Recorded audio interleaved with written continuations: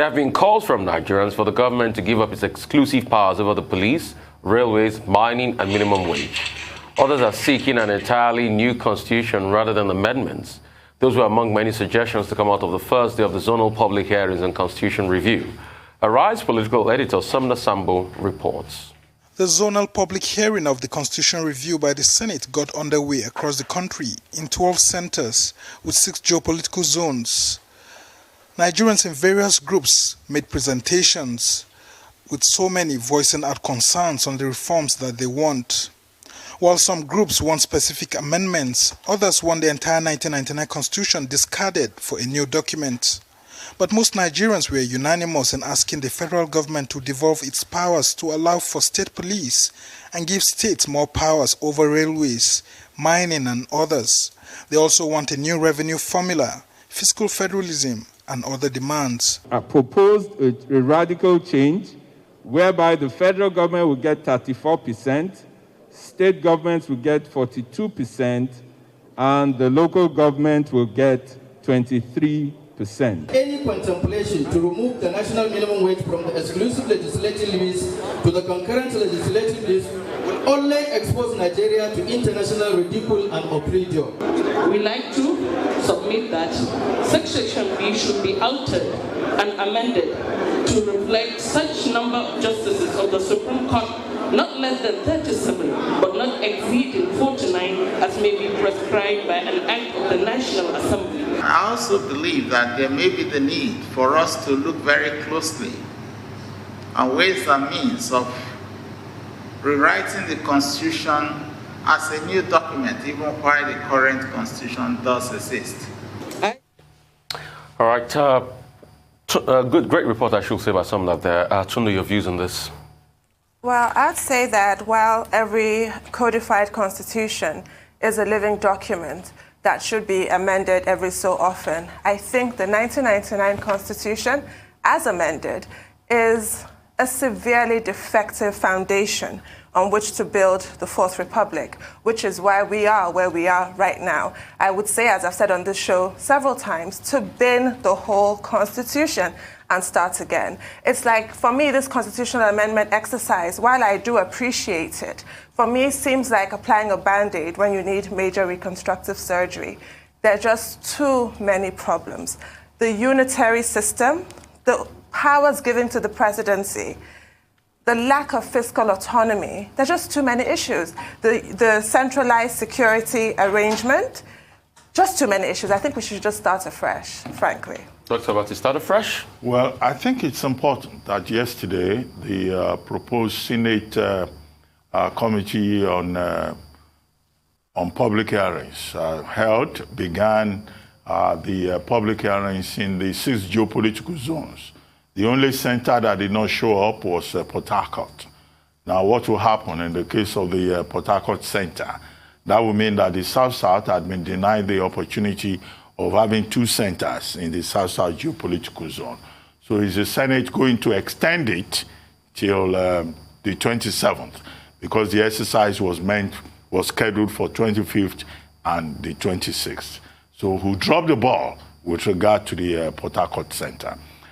That's my first point. The second point is that it's important that we're having this dialogue. We've been calling for dialogue across the country, and this constitutional amendment process will seem to be one opportunity for Nigerians to come forward, attend public hearings, and express their views.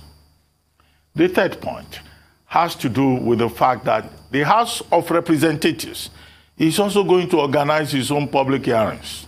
And they have fixed the date, I think, June 1 and June 3rd or so, or is it June 5 and June 6? That will be maybe sometime, next week. Now, could it have been possible for the House of Representatives and the Senate to work together to have a unified, harmonized public hearing on constitutional amendment? Given the fact that cost is involved, logistics is involved, because I was really shocked when I saw that the House of Representatives Committee on Constitutional Amendment is planning its own exercise. This is not supposed to be a jamboree, because if you look at the issues that have emerged, the same issues will reoccur, even when the House of Representatives organizes its own event.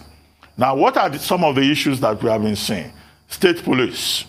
In Yobe and Borno states, the representatives of the people who took part in the exercise said they do not want state police. In fact, I was shocked that in Borno state, some of the stakeholders were saying they already have the civilian joint task force, so they don't need state police.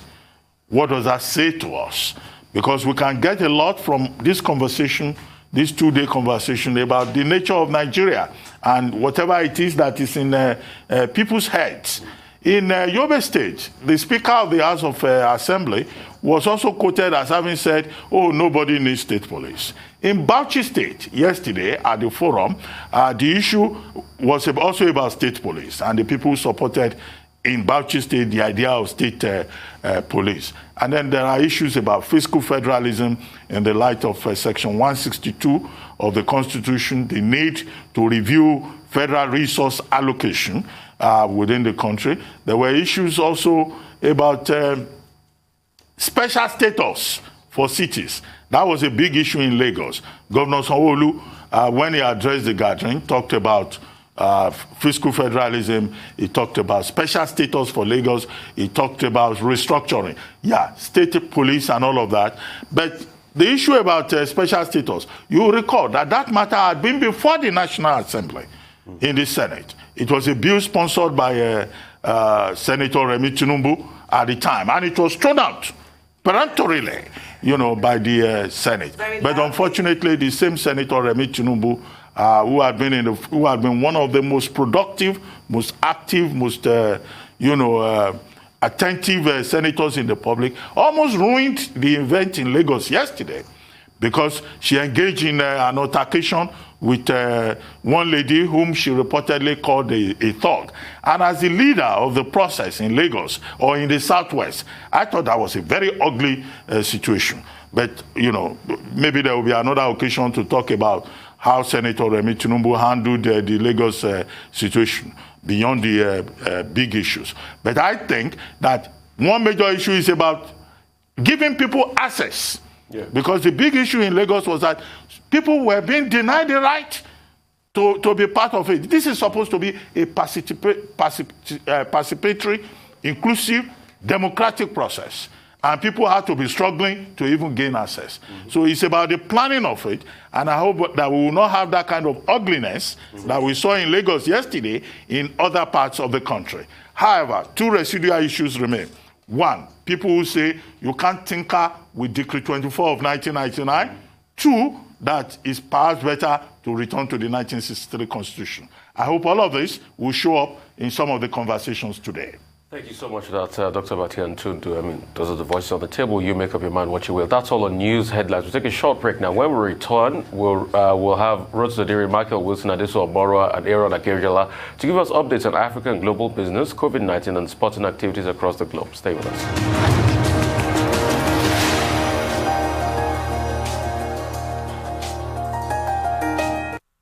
Welcome back to the morning show right here on the Rise News channel. Our dependable Rhodes Odiri is here to give you African business update.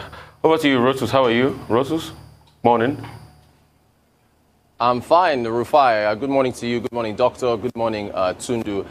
There's been over the last 24 hours, just huge amount of oil and gas news. I think Michael Wilson will take you through some more. We're going to go over it with him on the Global Business Report later. But for Nigeria, Africa specifically, the NNPC, Nigeria's National Petroleum Corporation, is looking to take a 20% stake. They're interested in taking the 20% stake in the Dangote Refinery. This was revealed by the NNPC's Chief Operating Officer for Petrochemicals and Refining.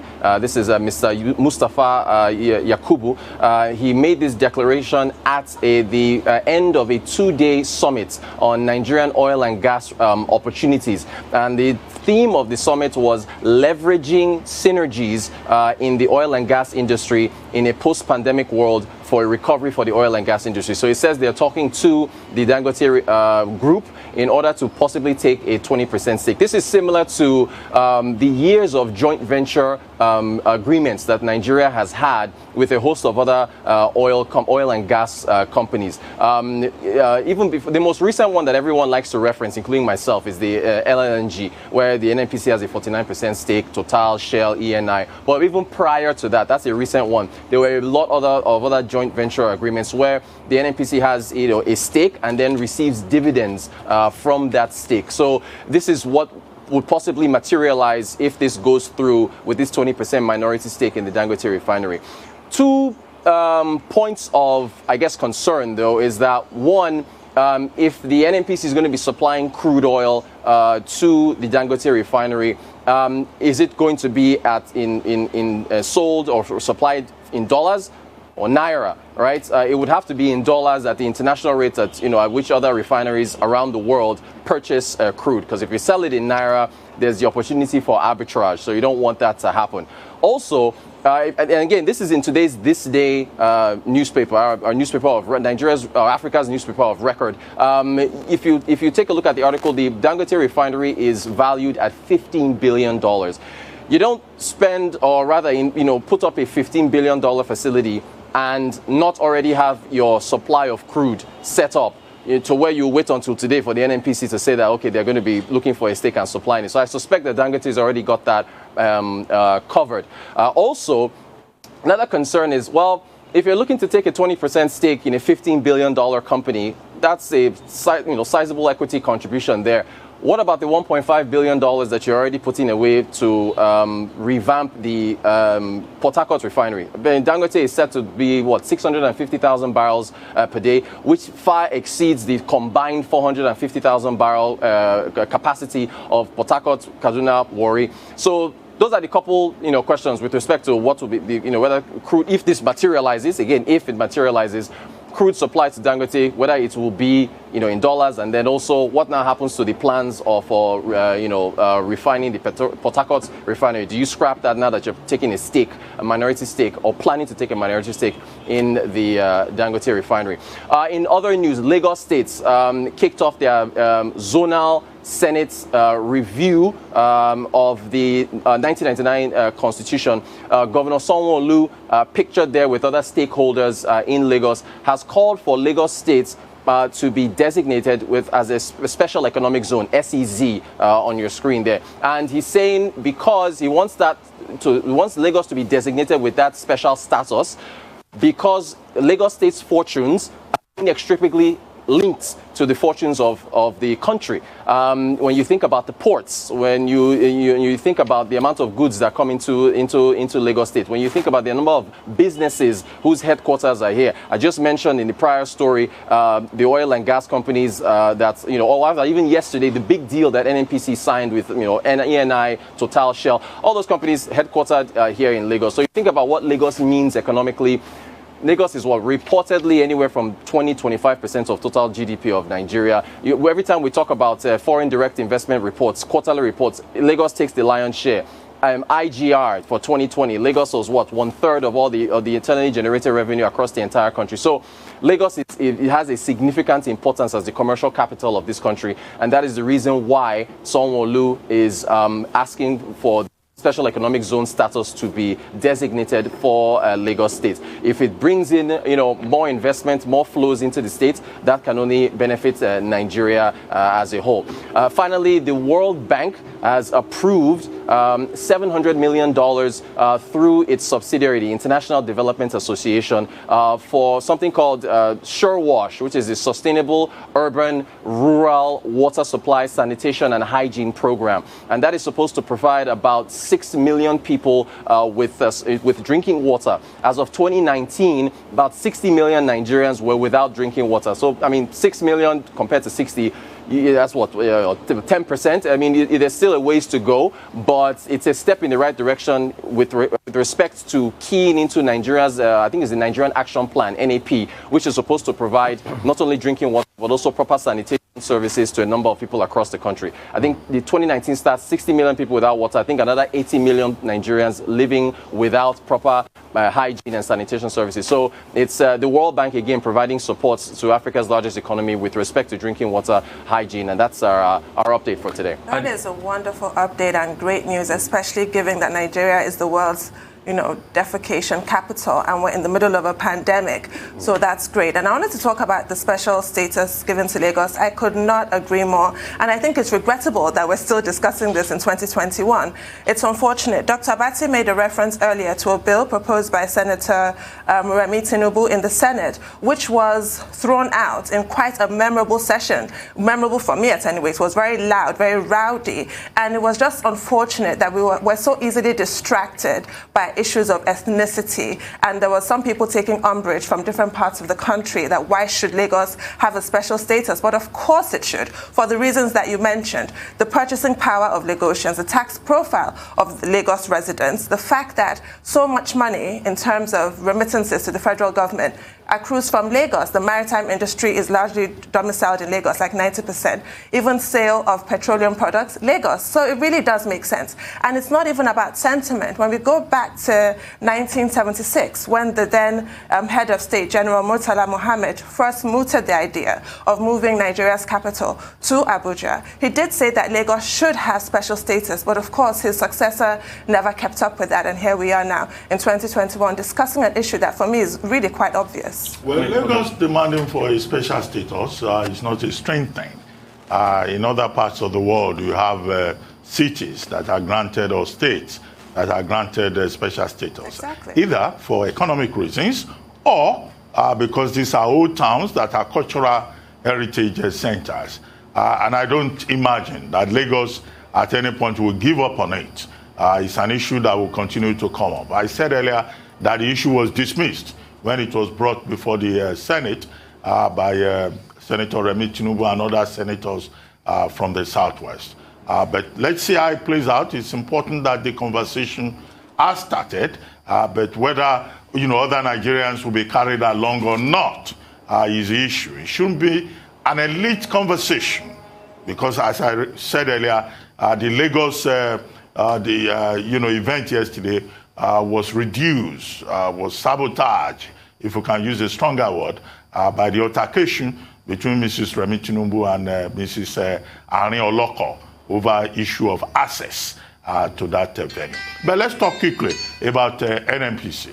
Yes, Dangote Group will do what is in its best interest in terms of ensuring supply and ensuring that it's in the right place to be able to do good business, having invested about $15 billion, or is it $15 million that you quoted? However, the point we should make is that there should be transparency. NNPC taking a stake in it, there should be transparency. NNPC, according to the man you quoted, Mustafa Yakubu, I think, is also going to take a stake in African Refinery. The Chinese, they are building 2 refineries in Nigeria. The logical question is this: what then happens to the refineries in Nigeria, the ones that are government-owned? Mr. Yakubu told us he's the man in charge of refining and petrochemicals in NNPC. He says they are going to adopt what they call operations and management scheme. They are going to get operation and maintenance experts. I think that's the word, O&M experts. Now, what will these O&M experts do? He says they will power down the refineries, and then they will get the refineries working. Look, why don't they just sell those refineries as scrap and rely on a new business model so that we don't have to worry every day about opaqueness, about lack of transparency? I think all that talk about operation and maintenance experts taking over Kaduna, taking over Port Harcourt, is just another way to waste money, in my view. Yeah. I mean, Dr. Abati, well said. But on the flip side, I'm happy about this. I'll tell you why I'm happy. I think it was around 96 or 97 when we wanted to tap a lot into gas. NLNG was set up. It was the same model. The federal government partnering with the oil majors. And you can see that NLNG is a poster child for things that can work in Nigeria today. Everybody credit NLNG with that. I'm happy because I think this should be sort of like another NLNG model. Because what do we want in a refinery? Why do you set up a refinery?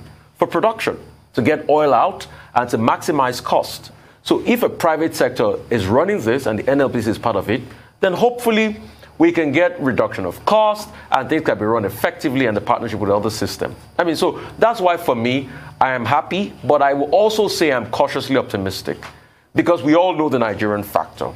And like Dr. Abati said, it is only in Nigeria that you celebrate losses. The refineries have been loss-making all this while. When their books came out the other year, we kept on complaining that how colossal have this refinery been. And now, despite the colossal nature of the losses we were getting, they're still putting 1.5 billion into all this refinery. Secondly, for me, the World Bank, how would the money be spent? Rotus is not today World Bank has been giving us money for water to provide water. Most of the water works in every state of this country are being funded by one World Bank loan or the other. Until date, people don't have water. So how will this one be put to good use? Those are the questions we'll be asked. It's not today World Bank has been, engaging in water, how to give people water and provide for water. But the question is, how will people put this to good use and not siphon the money like they have done for the money given to water works in the past in various states? But thank you so much for your time and your insight, Rotus, as always. We'll quickly move on to Michael Wilson. I will talk to Michael from London. Michael, good morning. How are you? Good morning. Yeah, a day of consolidation really yesterday, but some great figures out of China. Huge increase in industrial profits according to their official National Bureau of Statistics. So shares therefore in Asia, fairly mixed actually. The responding quite well, I think, to those big industrial profits data for April. But the Hang Seng dipped about 1/3%. Shares of Xiaomi in Hong Kong jumped almost 2% by yesterday afternoon after the Chinese smartphone maker reported nearly 55% surge in first quarter revenue. Mainland Chinese stocks slightly higher today afternoon. I mean, talking their time afternoon. And as I say, those massive industrial profits in China giving a nice boost to the markets there. Now, as far as US and China trade talks are concerned, first telephone call. They still call those things telephone calls, don't they? Probably anyway. You know what I'm talking about. Trade Representative Catherine Tai, Chinese Vice President Louis, they actually talked. It was apparently quite constructive, candid, pragmatic, and constructive. That's what I think that's correct translation from the Chinese, but no detail about tariffs and so on. And here's the important thing. If you remember, we talked about this probably about 9 months ago, but if I don't, let me tell you that, do you remember there was this agreement between the US and China that China would buy a certain amount of import, from the US and so on, as you normally do in a trade deal. And the deal stipulated that relative to imports in the US, China needed to buy at least $200 billion more in US goods. And it would have had to have bought $64.5 billion worth of US goods during the first 4 months of this year. It hasn't. Right, so Amazon then making MGM Prime Viewing seals its second largest takeover. MGM's got the James Bond franchise. It's sort of tired, really, Amazon, of being stuck in the middle of the pack when it comes to the streaming wars. It also secured exclusive rights to Thursday National Football League broadcasts. So it bought it for $8.5 billion. Some people are saying it's $1 billion too much. I think that, quite honestly, Amazon will be very happy with that, and they will, as the world's largest retailer, they'll do very well with that deal, but that's just a personal view. A lot of the market's saying, why did you pay so much? They always say that, though, don't they? Exxon, no, we touched on this, didn't we? Exxon and Chevron. The activist battle actually continues. This is an interesting one. So this little activist thing called Engine Number One, which is a very small hedge fund, won 2 board seats. That's I think that's where we are right now with them. There may be a bit of change there, and they want Exxon to ramp up its investments to tackle climate change. And it could be a short-term drag on the shares, down about 0.8% yesterday. And Chevron shareholders as well, which we'll be talking more about this with Rotus in the Global Business Report later on, voted 61% for cutting emissions. What if Exxon used to be the world's largest company? And what activist investors are actually saying is, you've got the worst of both worlds. You don't make enough out of fossil fuels that you actually do at the moment.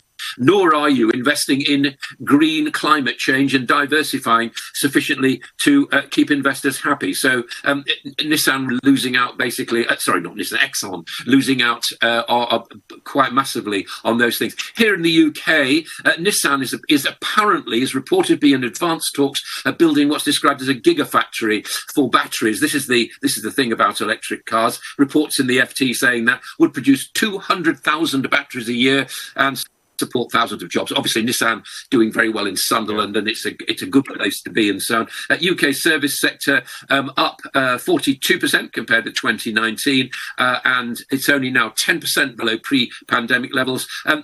Oil and gold, very, very briefly, bounced back after those inventory figures from yesterday. We think the oil price is going to go higher and gold relatively bullish. And finally, the weekly jobless figures, I'll bring you those at 1:30, sort of 2:30 your time, our time, yeah. Okay, thank you so much, Michael. Michael, let's just start from where we stopped yesterday. The question we dropped yesterday was about activist investors. It's now full on. They've gotten into Mobil, they've gotten into Chevron, and what they're trying to say is oil companies should not be fossil fuel based any longer. I mean, what's the argument? And will that sail in the long run? And secondly, Michael, happy birthday to the Dow Jones, 125 years. Lessons to learn? Okay, Dow Jones, don't take any notice of stocks. That's the one lesson to learn about the Dow Jones, because it's completely it bears no relation to the US economy whatsoever. There's a lot of criticism actually yesterday from talking about activist shareholders. That brings us quite neatly into this. But these were actually senators going at the management of the large US banks, saying Wall Street did very well, but you know when ordinary people don't go to work, they don't get taxpayer bailouts. Well, they sort of do. We know that's not quite the truth, but nothing like the bailouts that were given to Wall Street after they messed up in 2008. So as far as the Dow Jones is concerned, yeah, it's a handy register. It bears no relation. I mean, it's quoted, isn't it? Because it's like you do it because it's like we call it in this country like the Scottish football results. All greatest respect to Scotland and the rest of it, but do you really care whether Stranraer won or lost? No, I don't either. You see, that's the thing. It's just an index, and you know you shouldn't be too worried about these kind of things. As far as activism's concerned, I mean, that's extraordinary, isn't it? In Exxon, to get two of that tiny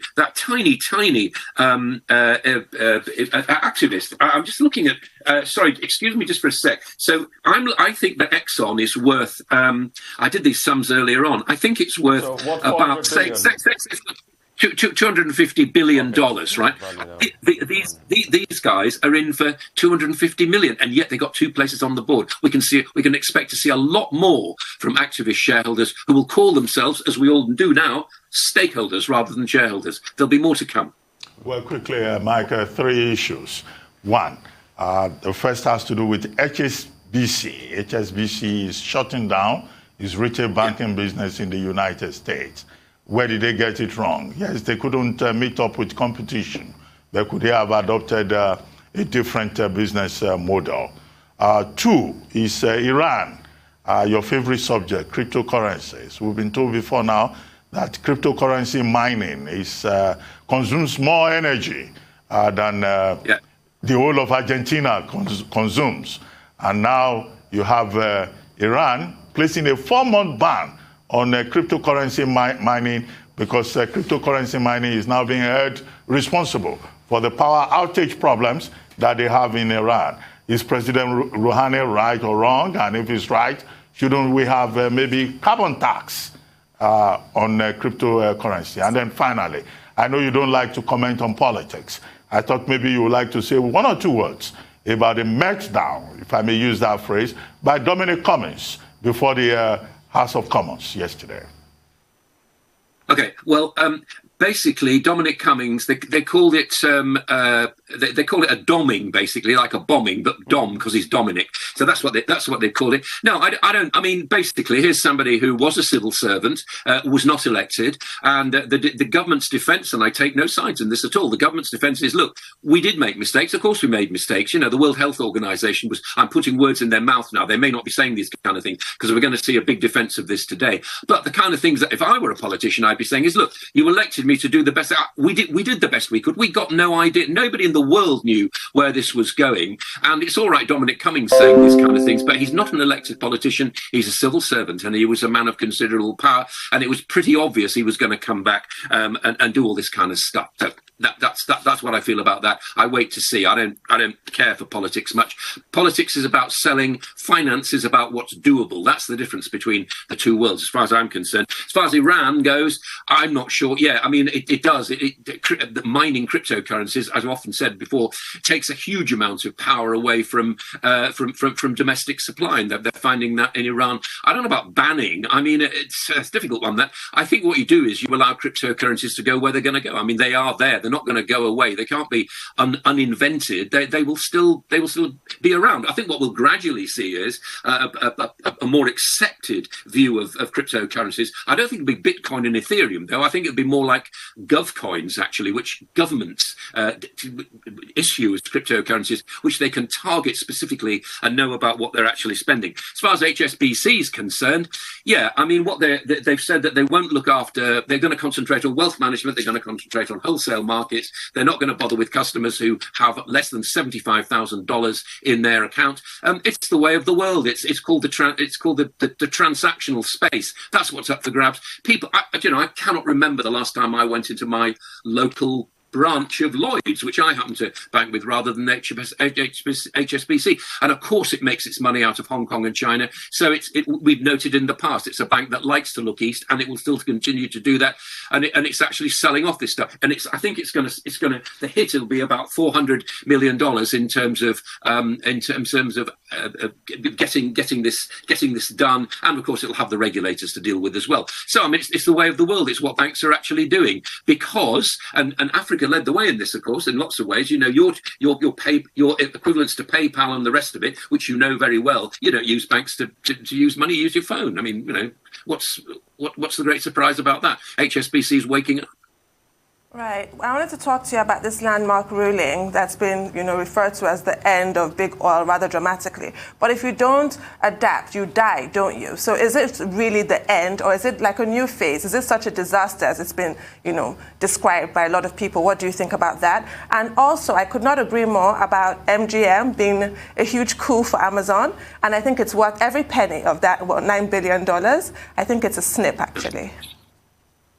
Okay, well, good. I'm glad you feel that. Do pass on those thoughts to Amazon. I'm sure that Jeff Bezos will be very happy about that. I mean, yeah, it's a good mind, isn't it, to have? I mean, we've changed the way in which we do things now. I mean, we stay at home. We don't necessarily go to the cinema. We want to see this kind of streaming. It works very well indeed, doesn't it? I mean, I don't know what facilities are like for you, but here, there's and in the.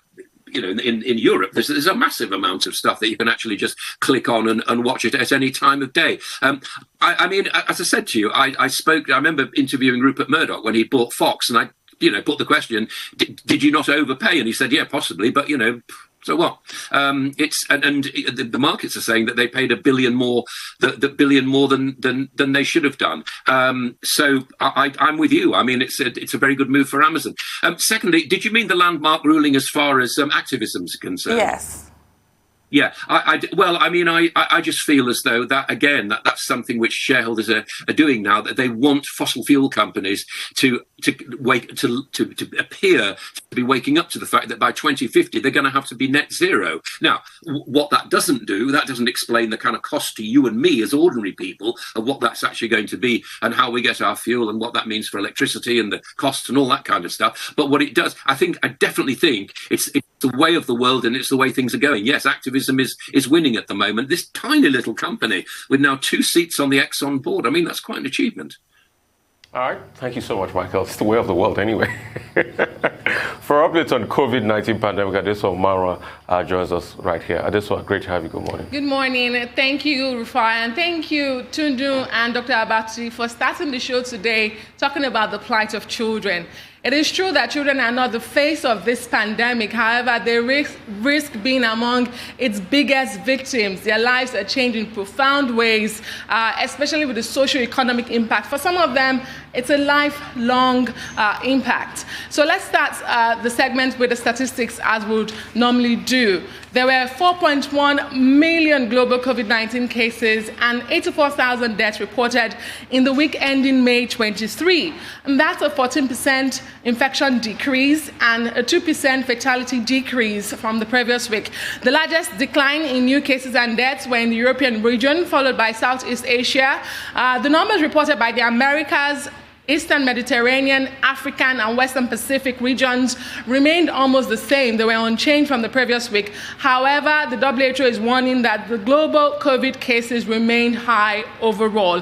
Here in Nigeria, in the last 24 hours, there were 48 new cases in 5 states and the Federal Capital Territory, Abuja. No COVID-related deaths were recorded in the last 24 hours. Vaccination continues in Nigeria. About 7,000 more people were inoculated. 11 states have now commenced the second dose exercise. Again, this is not the second phase. It's the first phase, second dose exercise. And from the statistics you have on your screen, Katsina State has administered the most numbers of doses in this second dose exercise. Meanwhile, the Nigerian government says it's determined to prosecute returning travelers who flout mandatory COVID requirements as it ensures safety of its citizenry against highly transmissible variants. Well, Dr. Mukhtar Mohammed, who is the National Incident Manager of the Presidential Steering Committee on COVID-19, was on our primetime show, Arise News Night, with our colleague Amaka Ude yesterday, and he had an update on the 90 returning travelers whose details were published on Monday this week. Let's take a listen. So actually, since our announcement, many people have turned up in various locations.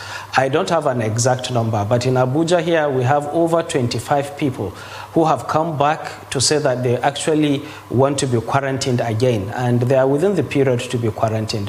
But those who have turned up and are not within the period to be quarantined, we test them and we determine their positivity. If they are negative, we allow them to go, but of course they will be prosecuted, and then the deterrent measures will also be taken. This will include suspending their passports, and if they are non-Nigerians, they may have their visas or their residence permit revoked. Absolutely. All right.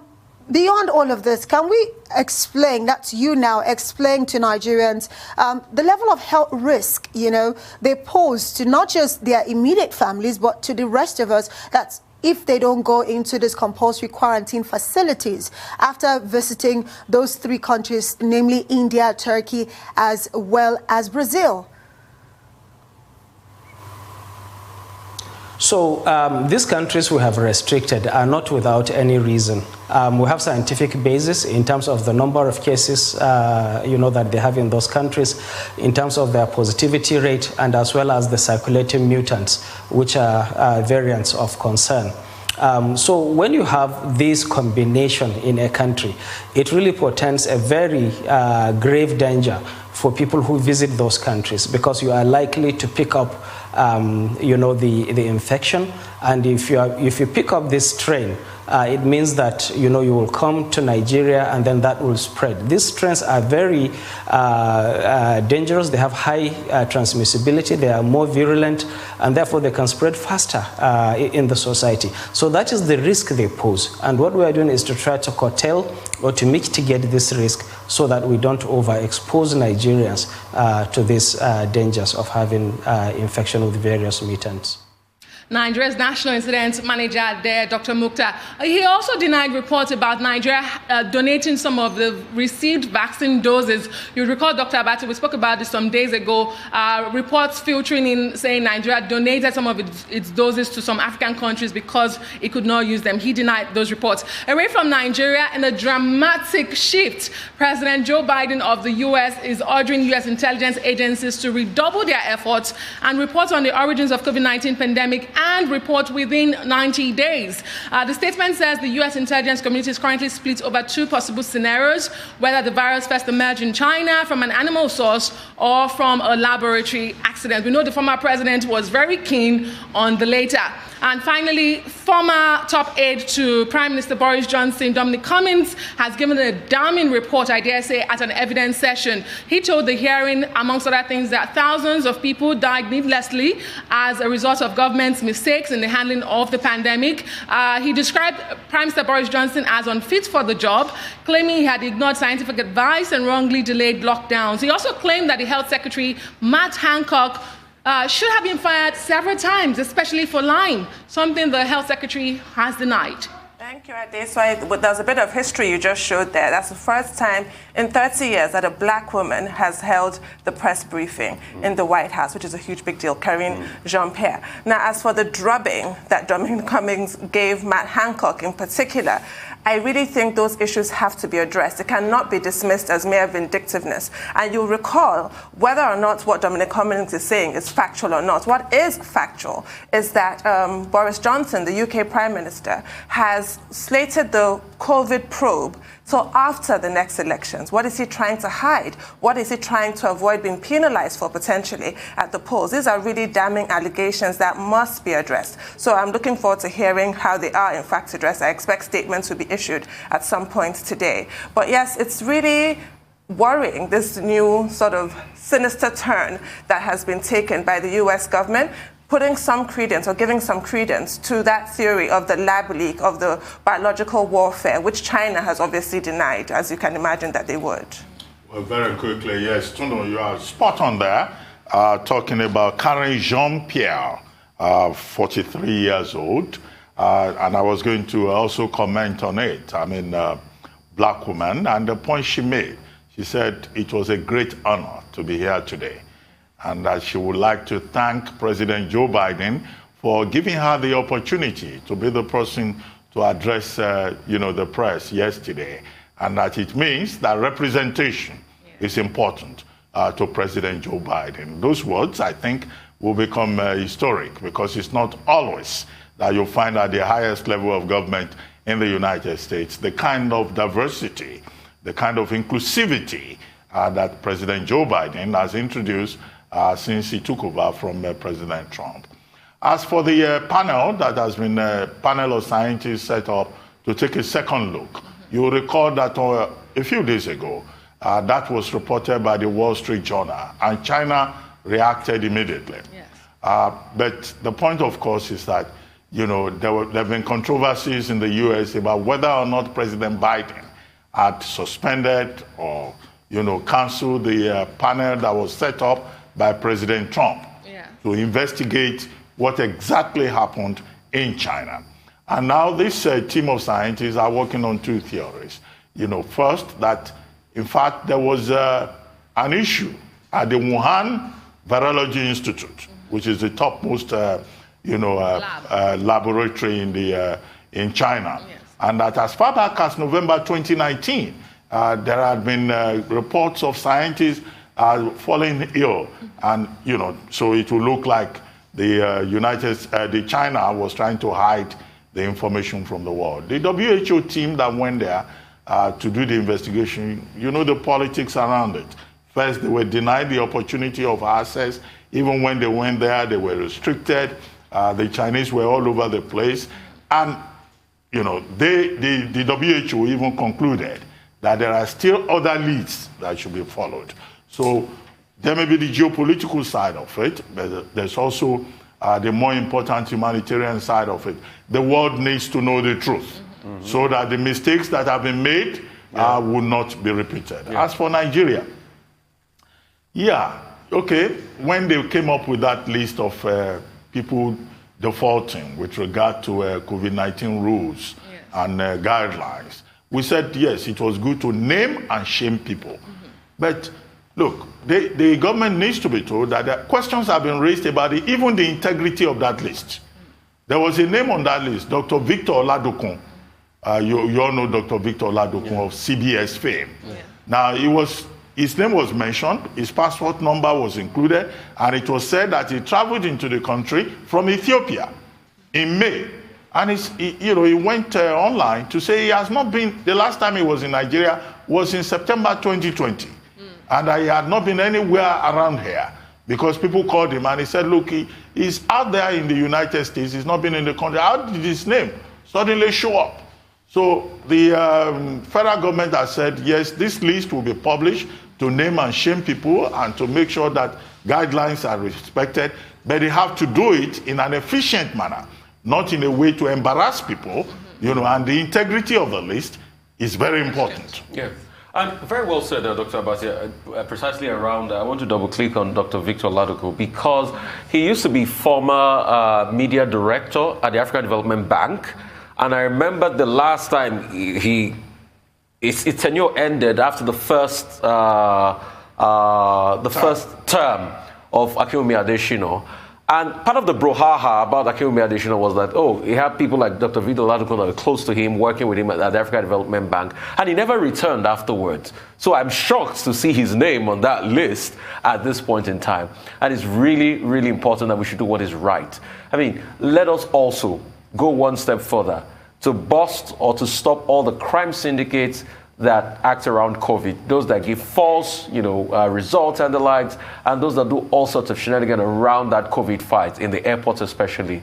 We should go one step further. Secondly, there's a report coming out on WSJ, Wall Street Journal this morning, that is saying that actually, if you've got COVID before, that you have some level of immunity still locked in your bone marrow, and you could be prevented from COVID for so many years down the line. I mean, it's WSJ reporting that this morning. Hopefully, maybe as time goes on, we'll see what the report is all about and probably see some peer review as regards that report. So that the immunity you get from having COVID can actually last a lifetime. That's what WSJ is reporting this morning.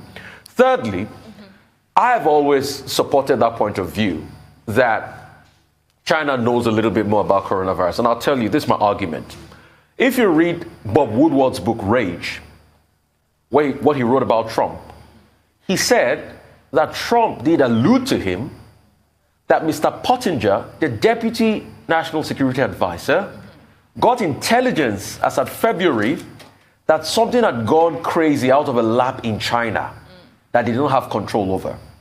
My argument is the Deputy National Security Advisor of America cannot tell the President of America something he had not heard based on the best intelligence sources. Thirdly, America has one of the best intelligence sources in the world. And if the Deputy National Security Advisor could tell this to the incumbent president, then President Trump, as part of his briefing, and obviously Trump discountenanced it, then there's an element of truth to it. So I'm not surprised that Biden is saying, okay, let's double click on this and check this all over again and look at it critically. And really, this is not to witch hunt China. Let's just know the origin of what we're dealing with. Because there's a pattern to the madness of a zoonotic disease. We don't understand the pattern to the madness of coronavirus. Yeah. That's the shocking part for me. Indeed. Well, we have 90 days, which is 3 months from now, to see what the U.S. intelligence community comes up with. And you're definitely right. Scientists have argued that it is important to find the origins of this pandemic. It will help, respond better and appropriate to the pandemic itself if we know its origin. Is it zoonotic? Did it escape from a lab? And there are those who say, it will also help us prevent it from recurring. Yeah. Well, Adesua, before you go, there's some news that has been going around on WhatsApp about Luc Montagnier, French virologist, 2008 Nobel laureate, to the effect that he said people who take vaccines, COVID-19 vaccines, will die within 2 years. Now, it's been reported that that is fake news, that he didn't say so. He may have referred to antibodies, enhancement, and all of that, but he did not say that, if anybody takes the vaccine, the person will die within 2 years. We're dealing with infodemic with regard to COVID-19, and it's important to correct that. Thank you so much for that, Dr. Abbasi. Thank you so much.